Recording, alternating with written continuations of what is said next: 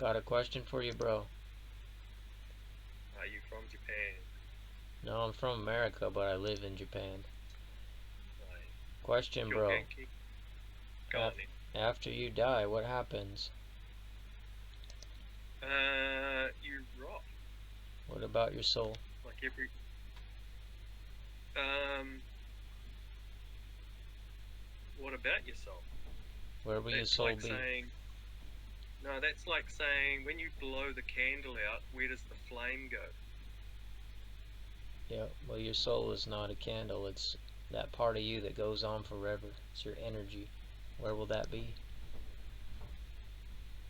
Um,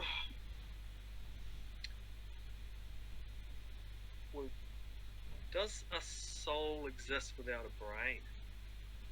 Because I don't think there's a soul. You have to convince me there's a soul first. It's like a mind with a body. The mind is like the software. The body is like the hardware. Yes. So so when you crack someone's head open, do you not, is it, what's in there? Is it physical or abstract? It's like this. A brain is If you have a a brain coma, is a physical thing. Yeah, carry on. a lot of times people will have a coma. Their body is out, but then when they wake up Yes. from their coma, they report that they have been aware of everything happening around them, people coming and talking and things like that. Yeah. The matter is the unconscious, the brains are the physical, the consciousness is the immaterial. If your mind was just Yeah, your that's brain, you'd consciousness. just be a That's machine. You know, machines, they don't reflect correct. or love or anything. Well, that's because we're social creatures. It's in our best interest. We evolved to develop these things like um, empathy. Like dogs have empathy. I mean, so that's consciousness. What's that got to do with the soul? That's who you are. It's like the software, not the hardware, the part that leaves your body. We No, you're just making stuff up. So, as far as we know,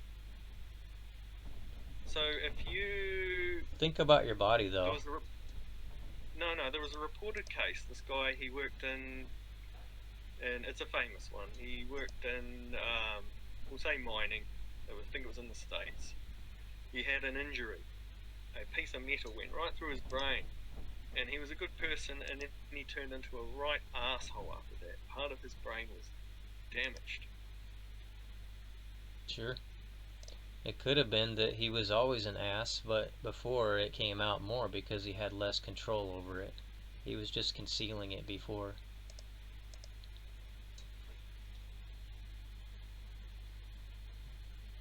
Um, I'm back now. I think It my could have been internet he was happened. always an ass. You know, like sometimes that people have dementia, you know, before that Yeah. they are whatever, they conceal their inner thoughts, but then after that they start to cuss or say sexual things or things that they didn't do before because that was concealed inside of them. It didn't come out until that barrier was removed.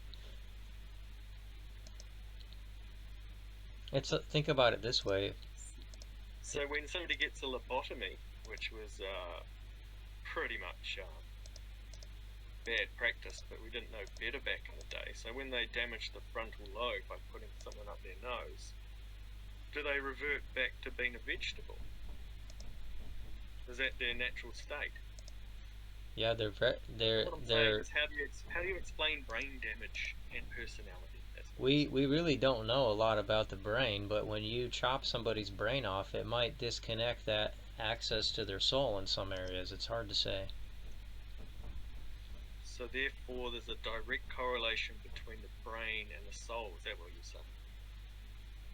I'm saying we really don't know. We don't know a lot about the brain, but think about your body in this way. Like you have you're the same person over time, but your body constantly changes. There's new cells coming and going throughout your entire life. Yeah, But yet your correct. consciousness changes. As if your body was always physical and new cells would be changing all the time, then you would be a new thing every time, don't you think? but you kind of remain the same over time. You have memory of the past and this and that. You have some kind of connection to that. That's because, well, without a brain, you wouldn't have a memory. Right? I mean, I don't understand. And your brain does deteriorate over time. Your memory gets crapper. Right. So the soul loses memory? Is that what you're saying? Your physical part that stores the memory can go bad, like a bad battery. It doesn't mean that the memories are necessarily gone. They just cannot be accessed in the same way they used to be. Let's say Can you're there be right a though. soul Let's without a let's say that you're Can there be a completely soul correct. without a brain? Let's say that you're completely correct. Let's say you die and nothing happens. That's it, the end. No worries. But what if you are wrong? Yeah. What if you die and your soul, you wake up in hell with no escape? Wouldn't that be tragic? Like the ultimate tragedy? Oh, now you've thrown in like something that's untestable, like hell. I mean, how much time did I spend about worrying before I was born? Before you were born, you didn't exist, but you exist now. But when you cease to exist, that's it. Yes, you're saying that Where did hell? that energy that is Where did hell? created, the energy that's created Where did, cannot be destroyed. So when you started out, your energy, it was created, but it cannot be destroyed. It didn't exist before, but now it does.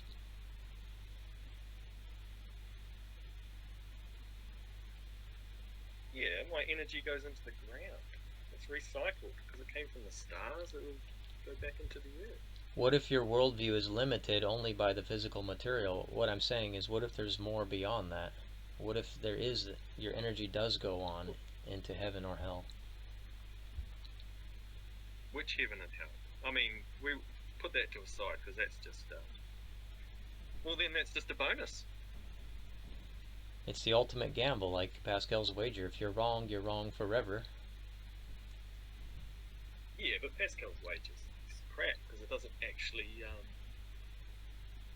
It's basically saying you have to believe.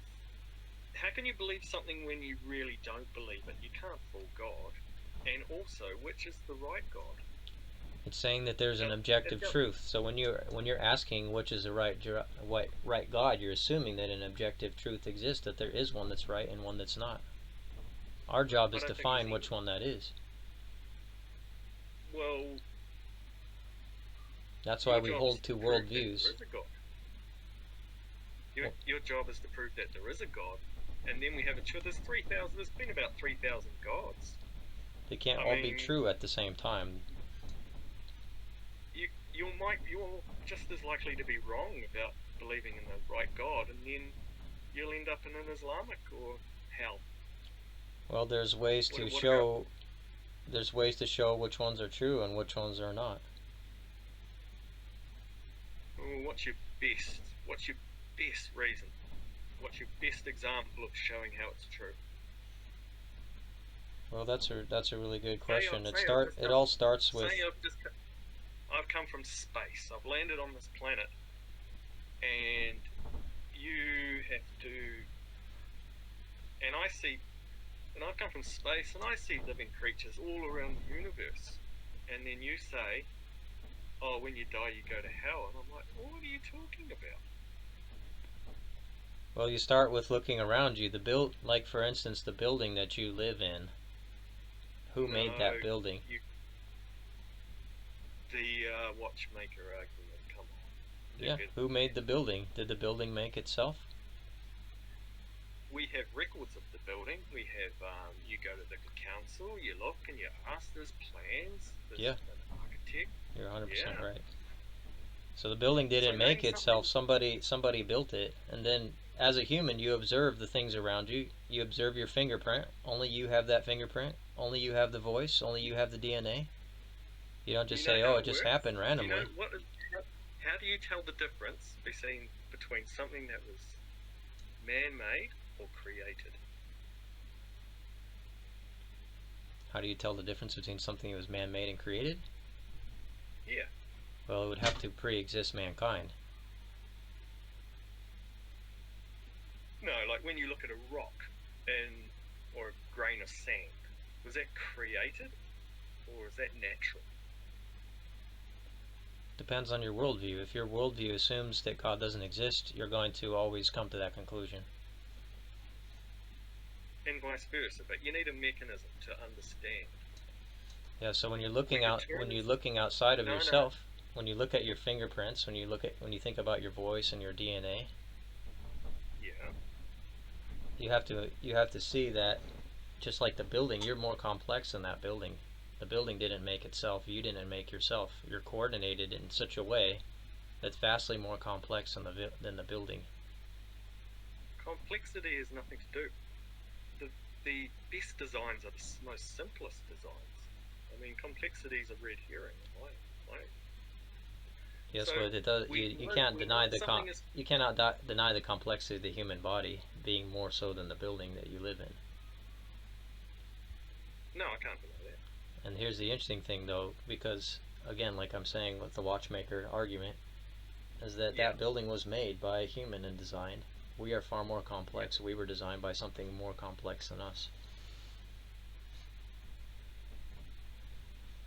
Something doesn't And just make itself. That's the whole issue with the first cause. then what caused your God? That's a great question. You think about the main views of how we got to be here. Have you heard those before? Well, I want you to know. Well, if you can just say, oh, so somebody made your God according to your logic. Well, my worldview isn't limited by the natural physical. It doesn't necessarily bind itself by that. So if you think about it that way, Well, my worldview is I want to believe in as many true things as possible. And yes, many, if that's true, if your worldview is truly true, then you cannot limit yourself just to the physical material. I need evidence. Yes, but that evidence itself is limited by the physical material, then it's again limited. It has to be beyond that. Show me, demonstrate something beyond the physical. Think about it this way. Again, Big Bang is what you're taught in school mostly. Energy buildup happens, explodes. However, we are here. That's the main theory that we're taught in public school. Yeah, okay. It's pretty simplified. The problems with that, of course, are always the same. It was an expansion. The problems are always the same. Something coming from nothing. Second problem is always there's no theoretical scientists that actually state something comes from nothing. That's a creationist worldview. Well, something doesn't happen by itself. William Ray Craig, he doesn't. Something never happens by itself. That's the whole issue. So from nothing, so to say. So where did your God come from? Under your logic again. Yeah, so let me get to that, but first let me describe the issues with the Big Bang. The issue also is the first cause.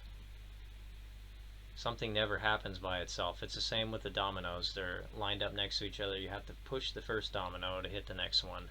It never happens by itself. I'm happy to say we don't know. Yeah, maybe it isn't. That's the best they can. That's the best they can say, but they're claiming that they do know, and that's what did happen. Oh, science has proven there was an expansion. Sure. We just don't know. We don't know how. We don't claim to know how. We don't need to make a magical man in the sky said to do it. We're waiting for the facts. Sure, but it's the same faith that is ascribed to the unknown is kind of the same faith in the way that people believe in God. They're both faith-based systems. No. What's your definition of faith? What's the definition of faith? Is obviously believing something to be true with some sort of evidence. Or you can flip it and say faith in the unknown, believing that which cannot be known. Or believing that is that a reliable path to truth? Is there anything I can't believe? No, but the Big Bang is the same way. No one was there to witness it. There's no proof that it happened. Again, like I was saying, those are some of the issues with it. The third issue is that It's Life both never worries. comes. How No, do you explain? life never comes from Hold non-life. on. Life How do never you comes from explain non-life. the background radiation left over from the Big Bang? Right. How do you explain the expansion of the universe? The radiation left over explains that the universe is not eternal. It had a beginning, so time had an origin. Who said that it's our known universe started from the expansion? Who's to say that it wasn't something before that? We just Because don't know. that's the worldview that you're limited by. You're limited by the worldview that can only observe what is. Exactly. I mean, why would you say you know something that can't be tested at the moment? Exactly, and that's why the That's Big Bang is a huge problem. no. We know that the Big Bang happened. We don't know what happened before the Big Bang. That's what I'm saying. Right, and if we start But asking but questions, there's a but lot of you problems think with it. you do. But you think you do. I don't. And God does. See, okay, here's the where did God difference. come from? Where did God come from? Here's the difference. Wait Okay, for it. think of it this way. Special pleading. No, you have to answer where God came I from am right first. now. I am. Chill out. All right, let's take a breath. Let's take a drink of water. Yeah, so, yeah. so think of it this way: something You didn't think you outside don't of mean what you think. time, space, and matter created time, space, and matter. Apparently, there was. Scientists have said there was no time before the Big Bang. Time started with the Big Bang. Yes, so that's why you need So the something same. outside of time, space, and matter to be the first Well, cause. that's like nothing. Like as soon as you say, oh, anyway, carry on. See, Where did we you God can't come even from? comprehend that because we're in that box. We are in the box of time and space and matter. So we try to describe everything by that description of time, space, and matter. So hurry up and get to God then. So something outside of time, space, and matter created time, space, and matter. So the Bible says in the beginning, that's time. God, that's the creator. Created, that's first cause. Heavens, that's space. Earth, that's matter. So something outside of time, space, and matter created time, space, and matter. That's the first cause. That's the outside of what we can observe. Hold on, the Baba Ganita, 2,000 years before the Bible, pretty much said the same thing. Yes, but there's a lot of No, problems. There's a lot of problems with the consistency okay. of those documents. They didn't. Where? They didn't actually come out till the No. 1500s. Where did your God come from? Not a claim. It's either The God Bible is is a true. claim. It's either God is true and He exists, or He doesn't. That's what it comes down to. It's not something that's measured by a naturalistic worldview. It's something that you have to observe around you, and use your discernment, use your mind. It's more of a philosophical question than it is a whatever you want to call it. So God doesn't care if I have gay sex. Is that what you're saying? Well, there's a moral element to God as well. Oh. And he'll send me to hell if I don't believe. What a cunt. Well, He'll send you to hell because of your refusal and your hardness of your heart. So the tribes people in the Amazon jungle who have never heard the word of God are going to hell. Is that what you're saying? How do you know they've never had a chance? Because there are okay. Every single person before Europeans discovered America, all the Maori, all the Polynesian, all the Southeast Asian people, for thousands of years, all went to hell. Is that what you're saying? I'm saying that they all had a common ancestor, whether you believe in evolution or not. They all originated from some place. No, I'm talking about According to the Bible, they all at one time had a chance to make peace with God or to follow their own path. And most people followed their own path. They took up idolatry and they moved their separate ways. And that's kind of what happened. So they taught their ancestors to do the same. How did a Maori person in New Zealand in the 17th century get a chance to hear God's word? His ancestors before him and their ancestors before them taught them what they believe, because before them they rejected God. See, at the very beginning of the time, all of the families were related. They were all connected. Yeah, we all came from Africa, but you're going back a long time. Right. And they had a How? choice. Our ancestors had a choice. They follow God or they follow their own path. And the ones that rejected God taught their kids to do the same, and that is the end result of it. But the interesting thing is, when you think about it, God is also gracious. So there are times, if you Hold go, on, you can hold go on. on the internet, there's lots No, of no. stories about jungle people Claim, praying and asking God for truth and God bringing them missionaries. There's also hey, people that have claim, met God in claim, their claim, dreams as well. claim. Preaching, preaching, preaching. Listen, I know you don't want to hear it. It's very uncomfortable because it goes against the narrative that you've taught yourself to believe, but it's just not true. You can't limit What do God. you mean? I haven't seen any evidence for God, and you can't even tell me where God came Your from. Remember? evidence, Where did that's God? because your worldview does not allow you to see the evidence. It's limited. Where did God come from? I just said you're asking within time, space, and matter that question. I'm saying outside of time, space, and matter is the realm of God. And then you say, "Oh, he's a." You're saying, look, I built. This is the thing. You say, look, I built this box. This is the box of the worldview. God has to be in this box. If God isn't in this box, then God doesn't exist. That's kind of what you've done for yourself. But what I'm saying is, there's more to it than the box. God is beyond that, and not only that, He loves you. He's reaching out to you. He doesn't want you to die and end up in hell. That's the whole purpose of the conversation that I was trying to have with you today. What happens after you die? That's the whole thing it comes down to. We all have a choice. If we die and nothing happens, you and me, we don't have to worry about it. But if you're wrong, you die and wake up in hell forever. That would be tragic. That's why God, He's reaching out to us. He wants us to make peace with Him.